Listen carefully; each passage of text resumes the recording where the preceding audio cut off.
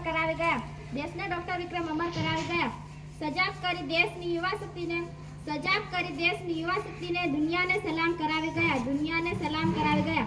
ભારતીય અવકાશ કાર્યક્રમના પિતા એવા ડોક્ટર વિક્રમ અંબાલાલ સારાભાઈનો જન્મ 12 ઓગસ્ટ 1919ના રોજ અમદાવાદમાં ધનાઢ્ય ઔદ્યોગિક પરિવારમાં થયો હતો.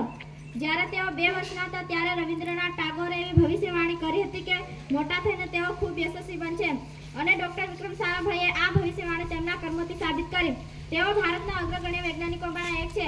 તેઓએ બનાવેલી આ ગાડી આજે પણ વિક્રમ સારાભાઈ કોમ્યુનિટી સેન્ટર અમદાવાદમાં છે. તેઓએ પ્રાથમિક શિક્ષણ નિષ્ણાત શિક્ષકો પાસેથી ઘર જ મેળવ્યું હતું. 1940માં ગણિત અને પદાર્થ વિજ્ઞાનના વિષય સાથે ટ્રી પોસ્ટની પદવી પ્રાપ્ત કરી હતી. ડોક્ટર સીવી રામનના માર્ગદર્શક નીચે ભારતીય વિજ્ઞાન સંસ્થાન બેંગ્લોરમાં તેઓએ કોસ્મિક કિરણોના પ્રચાર અંગે સંશોધન કર્યું.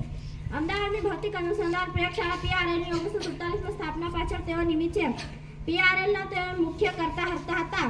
ભારતને અવકાશ ક્ષેત્રે અનેક સિદ્ધિઓ મેળવી છે. તેના મૂળમાં આ સંસ્થા છે. અવકાશમાં છોડવામાં આવેલા ઉપગ્રહની ઘણી ખરી રચના અહીં તેમના હસ્તક થઈ હતી. ભારતીય અવકાશ સંશોધન સંસ્થા ઇસરોની સ્થાપના તેમની એક મહાન સિદ્ધિ છે. IIM અમદાવાદની સ્થાપનામાં મુખ્ય ફાળો છે. ડોક્ટર વિક્રમ સારાભાઈના પ્રયત્નોથી 1975માં ભારતીય ઉપગ્રહ આર્યભટ્ટને રશિયાના કોસ્મોડ્રીમથી પૃથ્વીની બહારની કક્ષામાં મૂકવામાં આવ્યા.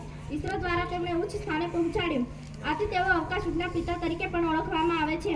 તેઓએ પદ્મભૂષણ અને પદ્મવિભૂષણ જેવા ઉચ્ચ સન્માનોથી સન્માનિત કરવામાં આવ્યા. 52 વર્ષની ઉંમરે 30 ડિસેમ્બર 1971ના રોજ તેમનું નિદ્રામાં મૃત્યુ થયું હતું. દેશના વિજ્ઞાન અને અવકાશ ક્ષેત્રમાં તેમનો સિંહ ફાળો કાયમ માટે યાદ રહેશે. જય હિન્દ, જય ભારત.